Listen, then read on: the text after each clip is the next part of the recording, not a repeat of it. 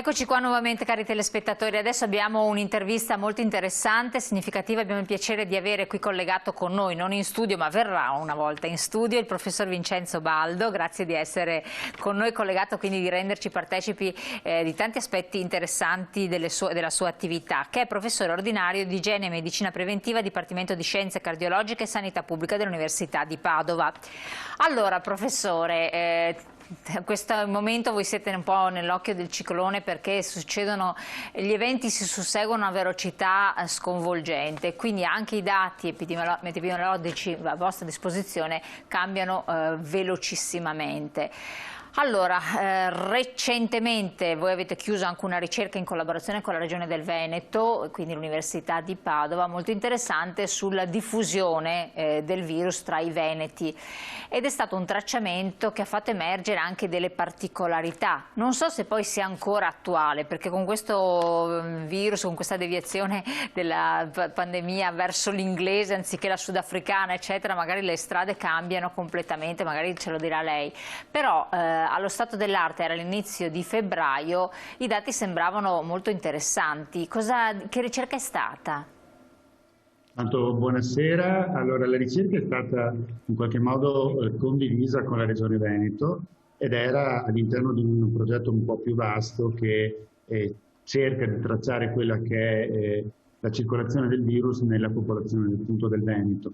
Lo studio è suddiviso in 3 parti, una di queste appunto è la valutazione della prevalenza della positività al coronavirus all'interno di un campione della popolazione veneta.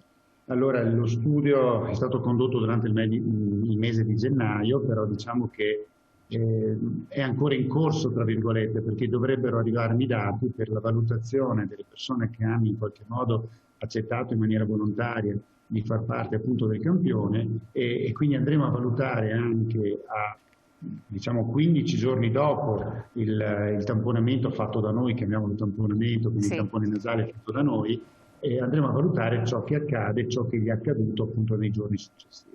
Ecco, ma perché in particolare? Questo campione è stato scelto senza che ci siano state delle sintomatologie particolari, anche la location dove è stato collocato il luogo dove prendere queste persone, immagino fossero volontari, anche lì sta la particolarità di questa ricerca, no? Sì, esatto. Noi eravamo con l'idea molto scientifica di partire con una randomizzazione, però dal punto di vista pratico diventa quasi impossibile farlo. Quindi abbiamo in qualche modo coinvolto alcuni enti e appunto devo anche ringraziare la Croce Rossa Italiana perché ci ha dato una mano molto molto importante, ma non soltanto la Croce Rossa, perché alla fine abbiamo avuto una partecipazione anche della Guardia di Finanza, dell'Università di Padova, anche l'Università di Verona ci ha dato una forte e importante aiuto. Abbiamo avuto anche la Scuola di Medicina di Padova e il corso di laurea di infermieristica, quindi, e non per ultimi gli specializzanti della Scuola di Igiene che appunto dove insegno. Quindi di conseguenza questo diciamo, gruppo di persone ci ha dato una mano a poter in qualche modo andare in determinati luoghi che sono stati scelti sulla base della possibilità di avere degli elenchi nominativi che ci consentivano di poter evitare assembramenti o code. E questo ci ha permesso quindi di selezionare, tra virgolette, persone che erano asintomatiche e non presentavano nessun tipo di contatto con persone a loro volta asintomatiche. Quindi è un gruppo di persone diciamo non a rischio elevato di essere trovata positiva. Ecco, questo è l'aspetto peculiare, quindi è una popolazione non ancora venuta in contatto con quello che è il sistema sanitario nazionale, quindi con tutto quello che noi conosciamo, il contact tracing, oppure la possibilità di avere un sintomo, quindi mi reco a fare un tampone, quindi mi trovano positivo o negativo. Quindi soggetti che per la maggior parte erano soggetti con queste caratteristiche, quindi asintomatiche in assenza di contatti a rischio. Cosa è successo? Quindi questa ricerca come è proseguita? Allora noi abbiamo in qualche modo iniziato a Venezia, Mestre, utilizzando la Guardia di Finanza, però più che i soggetti finanzieri mi interessavano i familiari dei finanzieri, perché alla fine abbiamo fatto finanziari, ma soprattutto i familiari, la Croce Rossa, ma soprattutto i familiari della Croce Rossa. Abbiamo poi, siamo passati da Mestre, siamo andati a Padova e anche qui ringraziare quello che sono state anche le municipalità, perché sia a Padova che a Verona ma anche a Vicenza ci hanno ospitato presso le fiere e quindi di conseguenza abbiamo potuto fare il tampone alle persone che si prestavano. Poi, visto e considerato che non si trovavano positivi, cioè nel senso era veramente bassa la prevalenza, abbiamo anche deciso sempre in accordo con la Regione, di sentire anche quella che era la grande distribuzione. Quindi abbiamo in qualche modo contattato la grande distribuzione che si è resa disponibile a fornirci degli spazi adeguati, dove abbiamo appunto eseguito tamponi sia ai dipendenti della grande distribuzione, ma soprattutto anche ai clienti della grande distribuzione. Quindi lì abbiamo allargato quello che era stato il nostro spettro. In tutto abbiamo fatto 12 momenti diversi, tra virgolette, e ci hanno fatto andare tra Belluno, Rovigo, Vicenza, Verona, appunto Venezia, abbiamo fatto Padova, Treviso, quindi abbiamo praticamente girato in questi 15 giorni l'intera regione. E che cosa, quindi lei ha detto non abbiamo trovato positivi sostanzialmente dai parenti delle varie categorie che si sono rese disponibili. Nella grande distribuzione, che è il luogo più casuale che ci possa essere, dove tutti quanti noi ci rechiamo, in linea di massima si spera in buona fede, pensando di essere sani, perché altrimenti vabbè. Che cosa è emerso lì invece? Allora, prima di arrivare a cosa è emerso, forse è meglio anche dire che abbiamo utilizzato una strumentazione di ultima generazione, quindi abbiamo usato i test che in quel momento erano i test che potevano essere effettuati a livello quindi generale. Oltre a questo, la popolazione, come giustamente dice lei, abbiamo trovato pochi positivi su questo, quindi questi pochi positivi abbiamo testato circa 5.000 persone e abbiamo avuto una prevalenza di 3 su 1.000, quindi è realmente molto, molto ridotta. E ovviamente adesso stiamo aspettando di avere quindi le informazioni relative a ciò che è accaduto nei 15 giorni successivi per andare a validare anche un po' meglio quelli che sono i dati che noi abbiamo trovato. Ma sostanzialmente a livello, voi vi occupate di prevenzione, tutto quindi quello che è la fase per poter evitare poi la diffusione e la propagazione del virus.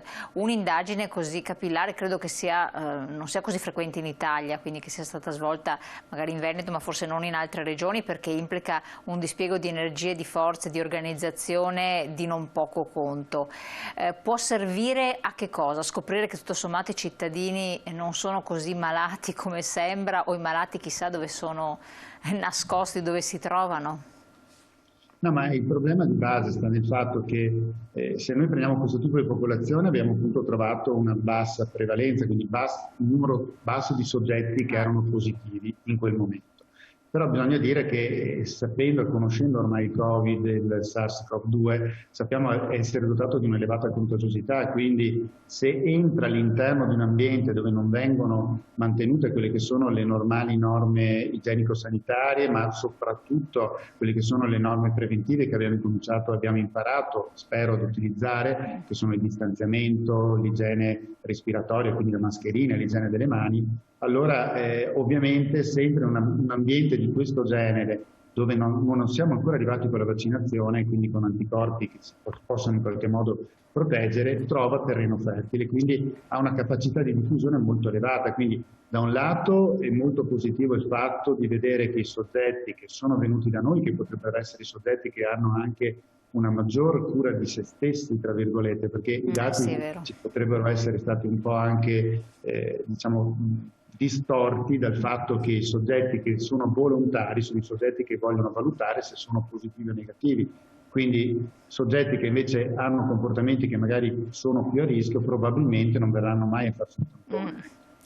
Sì, è vero, effettivamente è vero, questa osservazione è vero, cioè voi l'avete presa in base a persone che si sono rese disponibili per sottoporsi anche a questo tampone. Lei accennava prima a tamponi di terza generazione, comunque estremamente, perché adesso, ma diceva lo stato dell'arte del momento, perché adesso ci sono altre tipologie di tamponi che sono ancora più precisi o riescono ancora a individuare meglio?